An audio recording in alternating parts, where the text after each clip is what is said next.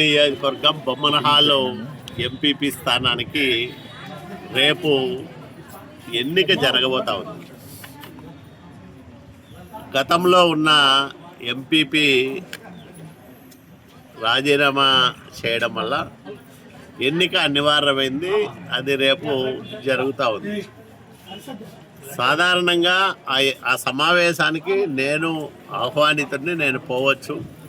నేనే ఇంతవరకు బొమ్మనాల్ మండలానికి పోలే. నిన్న మెట్టు గోవిందరెడ్డి బొమ్మనహాల్ మండల కార్యాలయానికి పోయి పోయిండేది ఎవరంటే కనేకల్లు మండలానికి సంబంధించిన గరుడిచేడు రాజగోపాల్ రెడ్డి, అట్లాగే నాగిరెడ్డి, ఇట్లా వీళ్ళందరినీ పిలుచుకొని పోయి అక్కడ అధికారులను బెదిరించాడు. మాకు ఐడి కార్డులు ఇవ్వండి, మాకే హ్యాండ్ ఓవర్ చేయాలా, మేము అట్లా చేస్తాం ఇట్లా చేస్తామని మెట్టు గోవిందరెడ్డి బెదిరించింటాడని నేను అనుకోను. కానీ పక్కనుండే వాళ్ళంతా అధికారులు బెదిరించినట్టున్నారు. ఇట్లా వైసీపీ వాళ్ళు వచ్చి అధికారులు బెదిరిస్తూ ఉన్నారు. అది ఇది అంటే కొంతమంది తెలుగుదేశం పార్టీ నాయకులు కూడా అక్కడికి పోయినట్లున్నారు. పోయిన క్రమంలో వాళ్ళు మీరెందుకు వచ్చినారు తెలుగుదేశం వాళ్ళని ఏదో కామెంట్ చేశారంట, వాదులాడుకున్నట్లున్నారు. దాన్ని కోతిపుండు బ్రహ్మాండంలాగా మెట్టు గోవిందరెడ్డి దాన్ని పెద్ద ఇష్యూగా చేసి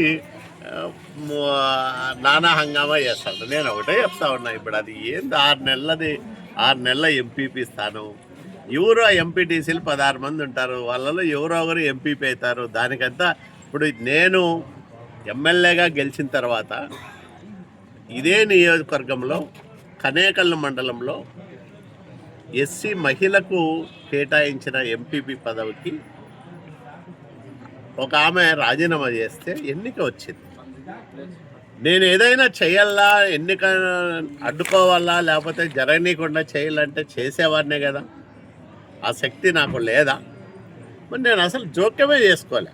ఆ కనేకల్లు మండలానికే పోలే. ఎవరో వైసీపీ వాళ్ళు ఒకరు పోయి ఇంకొకరు కూర్చున్నారు, ఎంపీపీ అయినారు.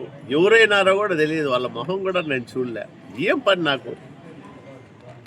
నాకు ఈ రాయదుర్గం నియోజకవర్గంలో గతంలో నేను ప్రారంభం చేసి అర్ధాంతరంగా ఆగిపోయిన పనులు, మరిన్ని అభివృద్ధి కార్యక్రమాలు తీసుకొచ్చి రాయదుర్గాన్ని అభివృద్ధి చేసుకోవాలని నేను నిరంతరం పని చేసుకుంటూ పోతూ ఉంటే నేనేదో ఎమ్మెల్యేకి తెలియకుండానే జరుగుతుంది అంటే నేనేమన్నా ఇదే దాన్ని ఎక్కడ ఏం జరుగుతుందో భూతద్దం వేసి చూసే శక్తి ఉందా నాకు? అనవసరంగా ఒక మనిషి మీద ఆరోపణలు చేయడము కరెక్ట్ కాదు అని నేను మెట్టు గోవిందరెడ్డికి హితవు చెప్తాను. ఏదన్నా జరిగింది, మీరు ఏదన్నా మాట్లాడింటారు, ఎవరికన్నా ఏదన్నా అన్యాయం జరిగింది, ఫిర్యాదు ఇవ్వండి. పోలీసులు ఉన్నారు, దర్యాప్తు చేస్తారు. ఎవరిదైనా తప్పు ఉంటే దండిస్తారు, శిక్షిస్తారు. అట్లా కాకుండా ఊరికే రాజకీయంగా నా మీద బురద జల్లితే మేమంతా నాయకులు అవుతాం అనుకుంటే ఎట్లా సాధ్యమవుతుంది? మాజీ ఎమ్మెల్యేలకంతా నేనే టార్గెట్ అయినట్లుండా చూస్తా అంటే. నా పని నేనేదో వేసుకుంటూ పోతా ఉన్నాను, నా మీద పడి ఏడుస్తూ ఉన్నారు అందరూ. నిజంగా నాకు ఆ విషయమూ తెలియదు. అదేం జరిగిందో నేను తెలుసుకునే ప్రయత్నం కూడా చేయలే. ఏం అవసరం ఉంది? ఏదో చిన్న ఎంపీపీ స్థానానికి జరిగే ఎన్నిక, దానికి ఇంత రాద్ధాంతం ఎందుకు చేస్తున్నారని నేను అడుగుతా ఉన్నా. నేనే పోలేదు కదా ఎమ్మెల్యేగా. ఈ శాసనసభ నియోజకవర్గానికి ఎమ్మెల్యేగా గెలిచిన వ్యక్తిని నేను ఇంతవరకు అక్కడ ఎంపీపీ ఎన్నిక జరుగుతూ ఉంటే బొమ్మనాల్ మండలంలో కాలు పెట్టలేదు. నువ్వేదో బీ ఫార్మ్ ఏ ఫార్మ్ ఇలాంటి ఎవరో ఒకరితో పంపించచ్చు. అంతమందిని 40-50 మందిని వేసుకొని పోయి అధికారులు బెదిరించాల్సిన అవసరం ఏమొచ్చింది? మెట్టు గోవిందరెడ్డి బెదిరిస్తే ఎవరన్నా బెదురుకుంటారా? అట్లా సాధ్యమవుతుందా? ఇది ఎన్డీఏ కూటమి ప్రభుత్వం. చట్ట ప్రకారం ఎవరు పనిచేసినా గౌరవిస్తాం. చట్టాన్ని ఎవరు ధిక్కరించినా వాడు ఎంత పెద్దవాడన్నా కానీ లెక్క కూడా పెట్టం. మేము నిర్దాక్షిణ్యంగా అణిచివేస్తాం. చట్టానికి లోబడి మీరంతా ప్రవర్తించండి. అంతేగాని మాకేదో మేము 40-50 మందిని వేసుకొని పోతే అంతా భయపడతారు. మేమంతా ఇప్పుడు గరుడిచేరి రాజగోపాల్ రెడ్డి పోతాను, లేకపోతే నాగిరెడ్డి పోతానంటే ఊరు రెడ్డి ఇంకో ఊరికి పోలిగాడు, అంతే కదా. కన్యాకల్లు రెడ్డికి బొమ్మనాల్లో ఏం పనయ్యా? ఏం వీళ్ళంతా పెద్ద పోటుమో వల్ల ఎందుకు వీళ్ళంతా భయోత్పాతం సృష్టిస్తూ ఉన్నారు? అంటే మేము ఊరికే ఉన్నామనే మీకు చేతగానంలాగా కనిపిస్తున్నామా? మేమందరం ఏం అవసరం, ఏం పని ఉంది మీకు అందరికీ?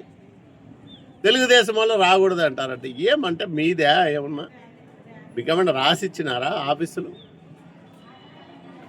ఎన్డీఏ కూటమి ప్రభుత్వం ప్రశాంతమైన వాతావరణంలో ఈ రాష్ట్రంలో అభివృద్ధిని, సంక్షేమాన్ని, సమగాటిని తీసుకొచ్చి బ్రహ్మాండంగా అభివృద్ధి చేస్తాం. ఇలాంటి ప్రభుత్వానికి సహకరించండి. మీ బుద్ధి చెడ్డ బుద్ధి అయితే ఊరికే ఉండండి, మీ ఇళ్ళలో మీరు కూర్చోండి. అంతేగాని ప్రభుత్వ ఆఫీసుల దగ్గర పోయి అధికారులు బెదిరిస్తే మాత్రం ఎవరిని లెక్క పెట్టము, ఎవరిని చూస్తూ ఊరుకోమని చెప్తా ఉన్నా నేను. రేపొద్దున ఎంపీపీ ఎలక్షన్ ఎన్నికల సందర్భంలో కూడా ఎవడైనా తోక జాడిస్తే నిర్దాక్షిణ్యంగా వ్యవహరిస్తాం. కపడ్దార్ ఎవడైనా సరే, నేను ముందే హెచ్చరిస్తా ఉన్నా.